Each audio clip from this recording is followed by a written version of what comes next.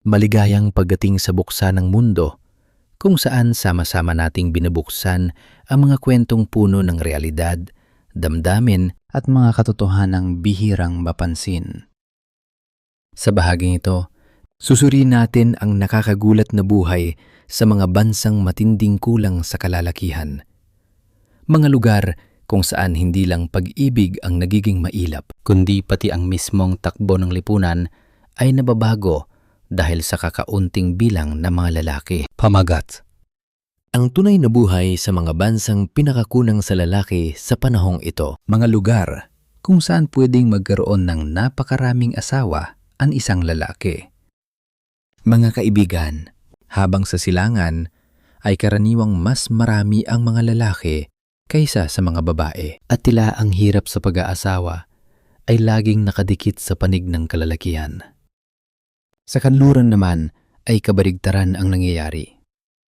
Doon ang kababaihan ang mas marami at ang malas sa usaping pag-ibig at pag-aasawa ay sa kanila naman tumatama. Alam ba ninyo na may mga bansang umiiral sa mundo na sobrang kulang sa kalalakihan, kaya ang ilang babae ay kailangan pang maghintay ng ilang taon bago muling makita ang kanilang asawa. May mga lugar ding napakakaunti ng lalaki, kaya minsan ay umabot sa puntong may mga taong nag-isip na magkaanak ng 30 o kahit 40 para lang mapanatili ang lahi. At mas hindi ka panipaniwala, may mga pamayanang halos wala ng matatawag na tunay na presensya ng kalalakihan. Ano nga ba ang lumikha ng ganitong kakaibang agwat sa kasarian? Digmaan ba, aksidente, migrasyon, o mga lihim ng kasaysayan na bihirang pag-usapan? At paano namumuhay ang mga kababaihan sa mga bansang iyon matapos maging napakabihira ng mga lalaki? Ngayon, samahan ninyo ang logic sa pagtuklas sa buhay sa mga bansang pinakakulang sa kalalakihan sa buong mundo, mga kaibigan. Latvia. Isa itong bansang matatagpuan sa hilagang Europa, nasa baybayin ng Baltic Sea, at may medyo maliit na lawak na humigit kumulang 64,000 kilometro kwadrado. Noong 2024, tinatayang nasa 1.85 milyon lamang ang populasyon ng Latvia. Ibig sabihin ay halos 1 sa 5 lang ng populasyon ng Vietnam. Pero ang ikinagugulat ng buong mundo ay ang malubhang agwat ng kasarian dito. Sa bawat 100 babae, may humigit kumulang 85 lalaki lamang. Mas marami ang kababaihan kaysa kalalakihan ng hanggang 140,000 katao. Grabe, sa bilang pa lang na yan, nakakabigla na, hindi ba? Higit pa ron, noong 2007, minsan pang nagpasang pamahalaan ng Latvia ng isang nakakagulat na batas sa pag-aasawa na nagpapahintulot sa isang lalaki na magkaroon ng hanggang 10 asawa. Tama ang narinig ninyo, mga kaibigan, 10 asawa talaga. Wow! Tinatawag din ng Latvia na paraiso ng kagandahan sa Europa. Kapansin-pansin ang mga babae rito dahil sa karaniwang tangkad na nasa 1.7 metro, pinong muka, maputing balat, balansing hubog ng katawan at mataas na pinag-aralan. Dito rin nagmula ang napakaraming beauty queen at modelo. Kabilang dito si Diana Kubasova na kinoronahang Miss Supranational Latvia at tinawag pang pinakakaakit-akit na babae noong 2013. Isipin na lamang ninyo, sa China, kapag humigit kumulang 6% lamang ang labis ng bilang ng lalaki sa babae, napipilitan na ang ilang kalalakihan na pumunta pa sa Vietnam para humanap ng mapapangasawa. Samantalang sa Latvia, lampas 15% ang agwat, kaya gaano kahirap kaya ang makapag-asawa roon. Dahil dito, maraming babaeng Latvian ang napipilitang ibaba ng husto ang kanilang pamantayan, makabuo lang ng sariling tahanan. Hindi lang mahirap mag-asawa, mataas din ang diborsiyo sa Latvia sa antas na talagang ikagugulat mo. Sa bawat 100 mag-asawa, may hanggang 49 na nauuwi sa hiwalayan. Halos kalahati, mga kaibigan. Kaya bakit nga ba napakatindi ng kakulangan sa kalalakihan sa Latvia? Hindi ito dahil mas pinapahalagahan nila ang babae kaysa lalaki. Ang pangunahing dahilan ay nakaugat sa kasaysayan. Noong ikalawang digmaang pandigdig, napakaraming lalaking Latvian ang ipinadala sa digmaan at hindi na kailanman nakabalik. Ang mga babaeng naiwan ang siyang nagpasan sa lipunan, hindi pa rin nagtatapos iyon. Sa kasalukuyan, mataas din ang antas ng depresyon at maagang pagkamatay ng mga lalaking Latvian dahil sa bigat ng kabuhayan at buhay. Sa karaniwan, halos 10 taon na mas maikli ang kanilang buhay kaysa sa kababaihan. Ibig sabihin, kulang na nga sila. Maaga pa silang nawawala. Kaya hindi nakatakatakang maraming babae rito ang nananatiling matagal na single. Totoo nga, ang maging babae sa Latvia ay parang kumpleto sa ganda at talino. Pero sa pag-ibig ay napakahirap ng kapalaran, mga kaibigan. Nepal. Kapag tumuntong ka sa bayan ng Brahmaputra sa Nepal, maraming tao ang hindi maiwasang mapatulala. Sa paligid, halos kababaihan lamang ang makikita. Mula sa pagtitinda sa maliliit na tindahan, pag-aasikaso ng butil, pagbomba ng tubig hanggang sa pagsasaka. Halos wala kang makitang anino ng mga lalaki. Parang ang pakiramdam ay kababaihan lamang, ang pilit na nagpapagalaw sa buong bayang yon. Talagang kakaiba, mga kaibigan. Ayon sa estadistika noong 2023, ang ratio ng kasarian sa Nepal ay nasa humigit kumulang 878. Ibig sabihin, sa bawat 1,000 babae, 878 lalaki lamang ang mayroon. Matindi na nga ang kakulangan sa kalalakihan. Marami pang kabataang babae ang humaharap sa matagal na pag-iisang dibdib na hindi natutupad. Mas masakit pa rito, kahit may asawa na. Napakarami pa ring babae ang nauuwi sa buhay na mag-isa sa loob ng maraming taon. Madalas, ang ginagawa na lamang ng kanilang pamilya ay sabay-sabay na pumunta sa templo upang manalangin, magluto ng payak na pagkain at maghintay ng may manipis na pag-asa. Isang 36 na anyos na babae ang nagbahagi na 2 beses lang niya nakita ang kanyang asawa sa loob ng 6 na taon. Mula nang ito ay magtrabaho sa ibang bansa. Ang dahilan nito, sa loob lamang ng 1 dekada, isa sa bawat 3 Nepali ang umalis papuntang ibang bansa upang maghanap buhay. At kalakhan sa kanila ay mga kabataang lalaki. Iniwan nila sa likod ang matatanda, kababaihan at mga bata. May ilan na umalis at hindi na kailanman bumalik. Umabot sa 46% ang unemployment rate sa Nepal.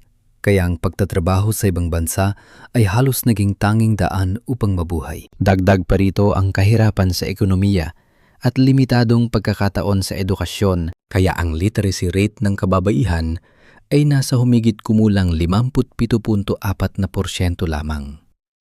Dahil sa kalagayang ito, tinatayang 12,000 hanggang 15,000 babaeng Nepali kada taon ang nahuhulog sa bitag ng human trafficking at sexual na pang-aalipin sa Asya. Tulad din ng Latvia, mas marami rin ang babae kaysa lalaki sa Nepal. Ngunit ang pasaning dinadala ng kababaihan sa Nepal ay mas mabigat pa sa simpleng usapin ng pagiging single, mga kaibigan. Ang kaharian ng kababaihan sa Afrika, hindi na lang kakulangan ng lalaki ang pag-uusapan dito.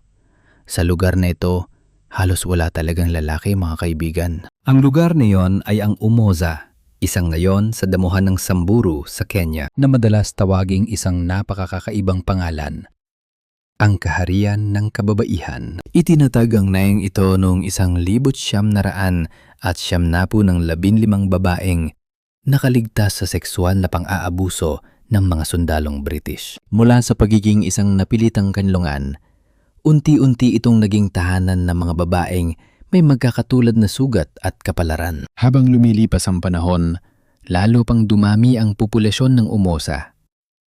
Sinumang babaeng tumatakas mula sa sapilitang pag-aasawa, pagpapatuli ng kababaihan, karahasang domestiko o panggagahasa ay maaring manirahan dito. May mga kabataang babae sa Umoza na nagpapalaki ng hanggang 5 anak at bawat isa ay may dugong nagmula sa magkaibang lalaki. Si Rebecca Lolosoli, ang pinuno ng Umoza, ay minsan pang brutal na binugbog ng isang grupo ng kalalakihan dahil lamang iminungkahi niya ang pagtatayo ng isang komunidad para sa kababaihan lamang. Ibinahagi ng marami roon na hindi na nila kayang magpatuloy na mamuhay kasama ang mga lalaki sa dati nilang lipunan dahil napakalalim na ng ugat ng patriarkiya. Sa mga tradisyonal na papupulong sa nayon, ang mga lalaki ang nakaupo sa pinakaloob upang pag-usapan ang mahalagang bagay, samantalang ang mga babae ay itinutulak lamang sa labas at pinapayagan lang magsalita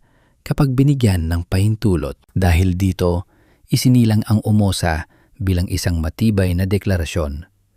Kayang mamuhay ng masaya, malaya at magkakasandigan ang mga babae kahit wala ang mga lalaki.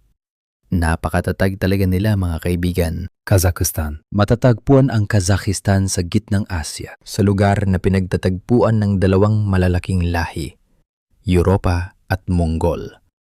Kaya itinuturing itong lupain ng maraming guwapo at magagandang muka. Gayunman, hindi balance ang ratio ng kasarian sa bansang ito.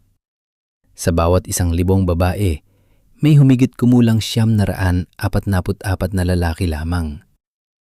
Sa unang dinig pa lang, halatang may kakulangan na, hindi ba?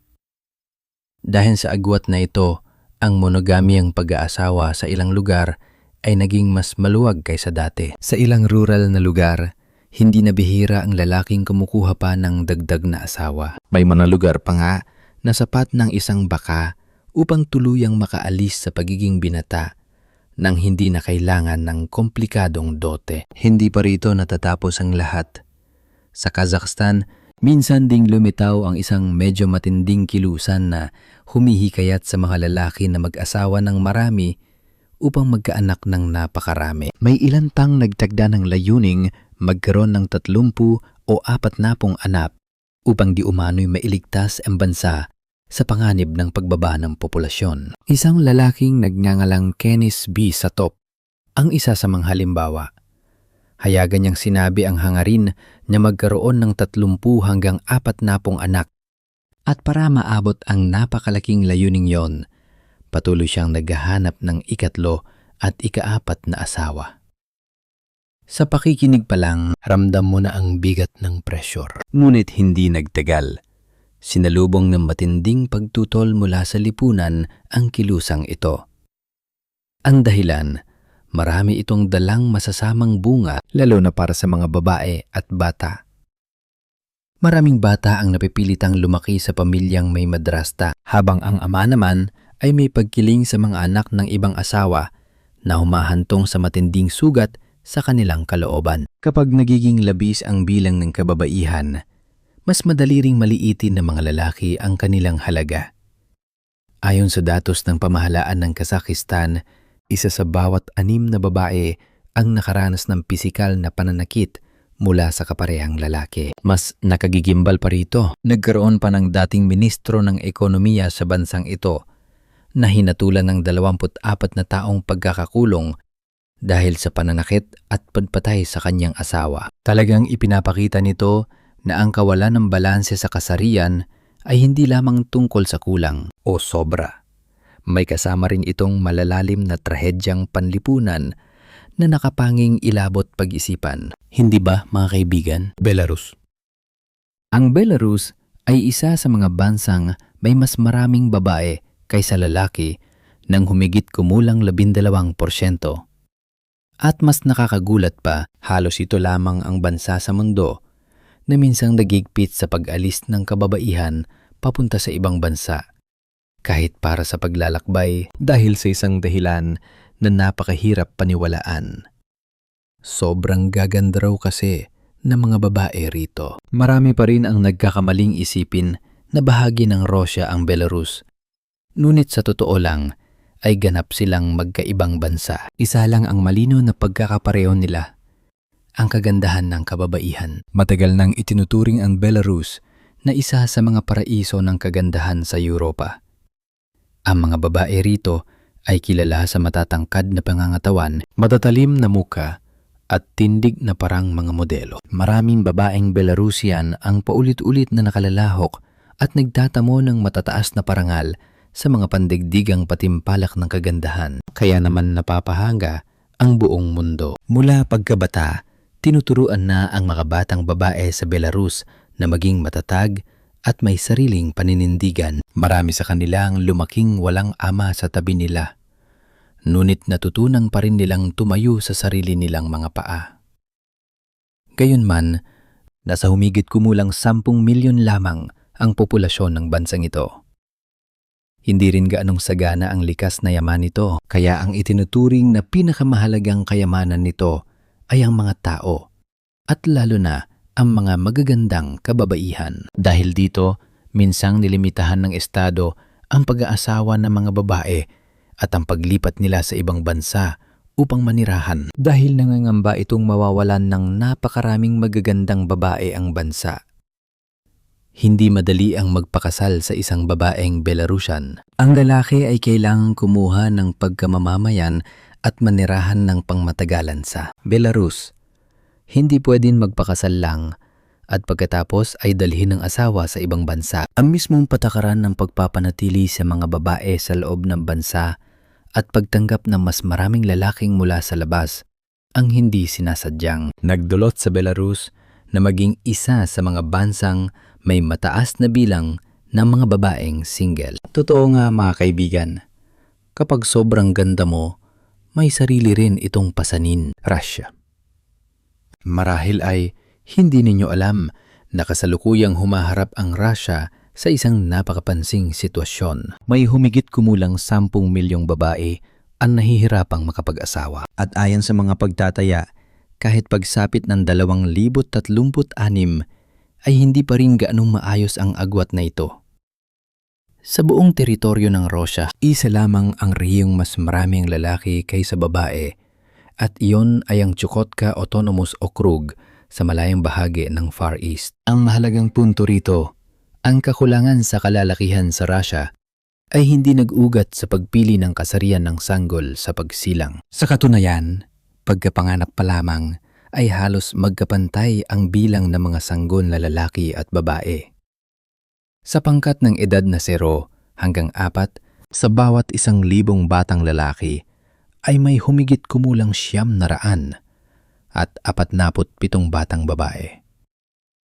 Ngunit matinding nagbabago ang lahat pagdating sa pagtanda. Sa edad na 20 hanggang 25, sa bawat 1,000 lalaki ay may mahigit 1,020 babae na. At pagdating sa humigit kumulang 60 taong gulang, mas nakakagulat pa. Sa isang lalaki, may 2 ng babae. Ang pinakamalaking dahilan nito ay ang napakataas na mortality rate ng mga lalaking Ruso at ang pinakakilalang salarin ay walang iba kundi ang vodka. Madalas pang ang biro ng mga tao, ang ibang lahi raw ay 70% tubig ang katawan. Pero ang mga Ruso ay 70% vodka. Noong 2013, ang karaniwang konsumo ng bawat Ruso ay nasa humigit kumulang 18 litro ng alak kada taon. Kung i-convert sa beer, katumbas daw ito ng mahigit 50 lata bawat taon. Doble ito ng antas na itinuturing na mapanganib sa kalusugan ng tao. Kaya hindi na rin katakatakang may humigit kumulang 50,000 pagkamatay bawat taon sa Russia na direktang iniuugnay sa alak. Kahit bumaba pa sa humigit kumulang 10 litro bawat tao kada taon ang konsumo noong 2018, napakabigat na nang naiwan nitong pinsala. Ang vodka ay karaniwang inumin at isa ring simbolikong produkto ng Russia. Halos bawat tahanan ay meron nito at sa halos bawat okasyon ay iniinom ito. May panahong sa sobrang hirap ng ekonomiya, may ilang paaralan pa raw na vodka ang ipinambabayad sa sweldo ng mga guro. Samantala, kabaligtaran naman ang sitwasyon sa China, kung saan mas marami ang lalaki kaysa babae ng mahigit 30 milyon. Dahil dito, minsang may mungkahing pasiglahin ang pag-aasawang Ruso-Chino upang maresolba ang problemang ito ng kakulangan at kalabisan. Ngunit sa realidad, Halos hindi ito maisa katuparan. Marami lalaking Tsino ang umurong dahil sa dalawang medyo sensitibong dahilan. Una, ang amoy ng katawan ng mga babaeng Ruso na sinasabing may kaugnayan sa dieta nilang maraming karne ng baka, keso, gatas at iba pang produktong mula sa hayop. Kung banayad lang ang amoy ay maari pang tanggapin. Ngunit kung malakas at tumatagal, nagiging malaking hamon daw ito. Ikalawa ay ang pagkakaiba sa pangangatawan. Ang pinakamalaking size ng damit ng mga babaeng Tsino ay minsan pang mas maliit kaysa sa pinakamaliit na size ng mga babaeng Ruso. Bukod pa rito, matapos manganak, malinaw ang pagdagdag ng timbang ng maraming babaeng Ruso at may ilang lalaking Tsino na hirap tanggapin ang napakalaking pagbabagong iyon. Ukraine. Ang Ukraine ay isa ngayon sa mga bansang pinakakulang sa kalalakihan sa Europa dahil meron lamang humigit kumulang 816 na lalaki sa bawat 1,000 babae. At hindi pa rin nagtatapos ang problema dahil malaki rin ang ibinaba ng birth rate ng bansang ito. Kung noong 1,971 ay nasa humigit kumulang 52 milyon ang populasyon ng Ukraine. Pagsapit ng 2023 ay bumaba ito sa tinatayang 29 na milyon na lamang. Dahil sa matinding pagbabang ito, lumitaw sa Ukraine ang isang sensitibo ngunit ganap na legal na propesyon, ang pagpapaanak kapalit ng bayad. Pinapayagan ito ng pamahalaan bilang isang maselang paraan upang mapanatili ang populasyon. Sa ilang lugar gaya ng Nayon ng Maki sa timog kanlurang Ukraine, halos wala nang natitirang mga lalaking nasa edad panlaban. Dahil sa sitwasyong ito, napilitan ang pamahalaan na himukin ang mga babae na ihanda ang sarili para sa serbisyo militar upang mapunan ang kakulangan sa hanay ng mandirigma. Pagsapit ng 2023, ang lahat ng babaeng may degree sa medisina o parmasya ay inatasang magparehistro para sa serbisyo sa hukbo. Noong Mayo 2024, bumili pa ang Ministry of Defense ng Ukraine ng 50,000 set ng unipormeng sadyang para sa kababaihan. Hindi lang sa hukbo, sa maraming mabibigat na trabaho ay pinapalitan na rin ng kababaihan ang mga lalaki. Noon, ipinagbabawal ng batas sa mga babae ang magtrabaho sa minahan ng karbon o sa mga pabrika dahil masyado itong mapanghanib. Ngunit iba na ngayon. Daan-daang kababaihan ang bumababa sa mga lagusang umaabot sa 400 at 80 metro ang lalim upang magpatakbo ng conveyor ng karbon, magbantay sa kaligtasan o magsilbing elektrisyan. Sa kasalukuyan, may humigit kumulang 60,000 babae sa sandatahang lakas ng Ukraine at 5,000 sa kanila ang direktang nasa mga unit panlaban. Mas kahanga-hanga pa rito sa 36,000 rehistradong maliliit at katamtamang laki ng negosyo. 51% ang pinamumunuan ng kababaihan. Totoong-totoo, mga kaibigan. Tila pasan ng mga babae ng Ukraine ang buong bansa sa kanilang mga balikat. Hungary. Ang Hungary na may ratio na humigit kumulang 900 at 11 lalaki sa bawat 1,000 babae ay opisyal ng kabilang sa pangkat ng mga bansang kulang sa kalalakihan sa Europa. Upang harapin ang pagtanda ng populasyon at mababang birth rate, nagpatupad ang pamahalaan ng Hungary ng patakarang poligamya upang hikayatin ang panganganak. Ang kapaligiran ng buhay sa Hungary ay itinuturi na romantiko, bukas ang kultura at mataas ang antas ng integrasyon, kaya ang mga babae rito ay medyo mas nauna sa pag-iisip. Matapang silang magmahal, pumili ng buhay na gusto nila, at hindi labis na nagpapabigat sa kanilang sarili sa presyon ng pag-aasawa. Naglabas din ang pamahalaan ng napakalalakas na programang sumusuporta sa panganganak. Ang mga babaeng Hungarian na nagsilang ng 4 na anak ay habang buhay ng exempted sa personal income tax. Bukod doon, maari pa silang makatanggap ng subsidiyang mahigit 200 bilyong dong upang makabili ng 7 upuang sasakyan para sa malaking pamilya. Ang mga babaeng wala pang 40 taong gulang na unang beses magpapakasal ay maaari ring umutang ng mahigit 800 bilyong dong sa napakababang interes. At ang mas espesyal pa, kapag nag-aanak sila ng 3, tuluyan ng kinakansela ang naturang utang. Ang pinakamalaking layunin ng mga patakarang ito ay paramihin ang bilang ng mga batang isinisilang at sagipin ng istruktura ng populasyon. Gayunman, noong 2022, naging sentro ng pansin ng Hungary dahil sa isang kakaibang debate sa edukasyon. May mga nagsabing ang sobrang pagkababae raw ng kapaligiran sa paaralan ay maaring makaapekto sa sikolohiya at pag-uugali ng mga batang lalaki, lalo na kapag mas nangingibabaw ang bilang ng kababaihan. Kahit mas marami ang babae, hindi naman maituturing ang Hungary na bansang labis na pumapanig sa kababaihan. Noong Mayo 2022 lamang, nagkaroon ng kauna-unahang babaeng pangulo ang bansa, si Katalin Novak. Sa kasalukuyang pamahalaan, iisang ministro lamang ang babae, at ang Hungary ay kabilang pa sa pinakahuli sa ranggo ng European Union pagdating sa partisipasyon ng kababaihan sa gobyerno. Monaco. Marahil ay hindi ninyo alam na ang Monaco ang ikalawang pinakamaliit na bansa sa mundo, kasunod lamang ng Vatican. Ang lawak nito ay hindi pa nga umaabot sa kalahati ng distrito ng Hoan Kiem sa Hanoi. Ngunit ito ay isang kahariang hindi para sa mahihirap. Isa ito sa mga lugar na palaging kabilang sa may pinakamataas na average income per capita sa mundo, na umabot sa humigit kumulang $300,000 ng Amerika kada taon, katumbas ng mahigit 7 bilyong dong. Hindi lang mayaman ng Monaco, kakaiba rin ang kawalan ng balanse sa kasarian dito. Sa bawat 100 batang babaeng ipinapanganak, may humigit kumulang 91 batang lalaki lamang. Ang romansa, karanyaan at moda ang matagal nang naging simbolo ng bansang ito. At dahil dito, napakaraming babae mula sa iba't ibang panig ng mundo ang naaakit na manirahan at magtrabaho rito. Ang Monaco rin ang may pinakamataas na life expectancy sa buong planeta, na nasa humigit kumulang 87 taon.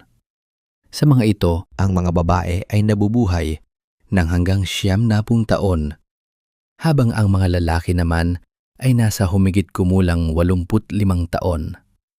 Talagang nakakainggit, hindi ba? Dahil mas marami ang babae kaysa lalaki, mataas din ang posibilidad ng pagiging single ng mga babae rito. Pero ang pagiging single sa Monaco ay hindi katulad sa ibang lugar. May kasabihan pa nga na ang mga taong sawi sa pag-ibig dito ay umiiyak habang sakay ng sasakyan at may dalang mamahaling handbag. Dahil napakasagana ng kabuhayan, maraming babae sa Monaco ang hindi rin gaanong nagmamadaling mag-asawa o magkaanak sa kasalukuyan. Ang pinakamayamang tao sa Monaco ngayon ay isang babaeng bilyonarya na nagngangalang Tatiana Santo Domingo, na may yaman na humigit kumulang $2 bilyong ng Amerika.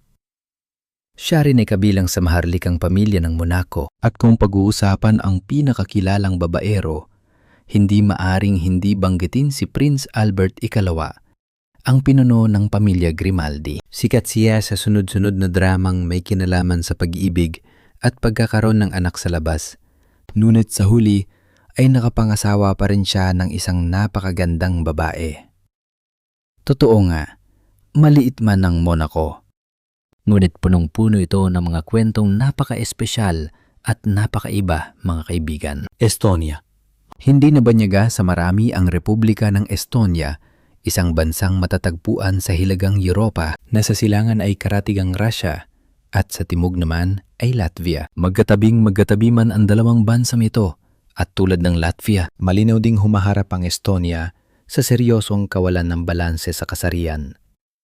Sa kasalukuyan, ang kababayan sa Estonia ay bumubuo ng humigit kumulang 52.6% ng populasyon. Ang pangunahing dahilan nito ay ang mga digmaan at makasaysayang pagbabago noong nakaraan na malaki ang ibinawas sa bilang ng mga lalaki. Ang nakakatuwa rito, ang Estonia ay itinuturing din na isa sa mga pangunahing pinagmumulan ng mga modelo sa buong mundo. Napakaganda ng mga babae rito, na parabang sa kalsada pa lang ay makakakita ka na ng mga mukhang parang supermodel. Matangkad, elegante, matalim ang mukha, at napakalakas ng dating. Yung tipong isang tingin mo lang, hindi mo na makakalimutan. Talagang kahanga-hanga mga kaibigan. Hindi lang maganda ang mga babae sa Estonia. Napakagaling at napakatalino rin nila. Ipinapakita ng estadistika na hanggang 2 sa 3 ng kababaihan sa bansang ito ay may bachelor's degree. Sa bilang pa lang na yan, kahanga-hanga na, hindi ba? Hindi rin nagtatapos sa edukasyon yon. Napakalakas din ng puwersa ng kababaihan sa paggawa sa Estonia dahil bumubuo sila ng mahigit 60% ng kabuang workforce sa buong bansa. Hindi lang sila nasa likuran bilang suporta.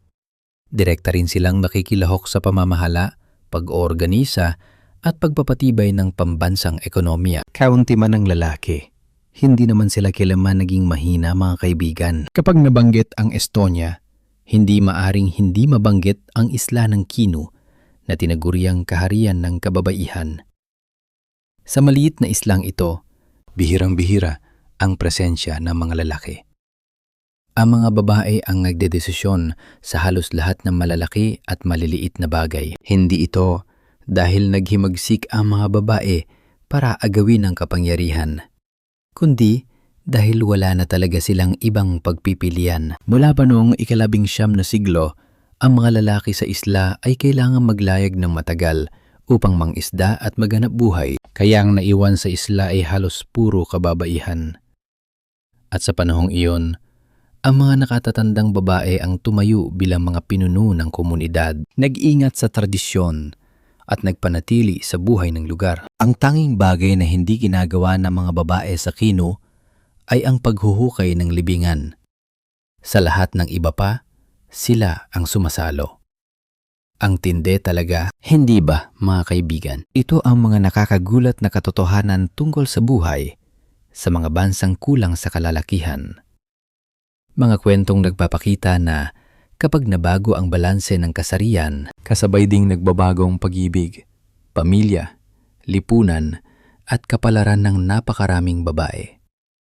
Salamat sa pagsama sa Buksan ang Mundo. Huwag kalimutang manatiling kasama namin sa Buksan ang Mundo para sa mas marami pang kwentong magpapamulat at magpapaisip.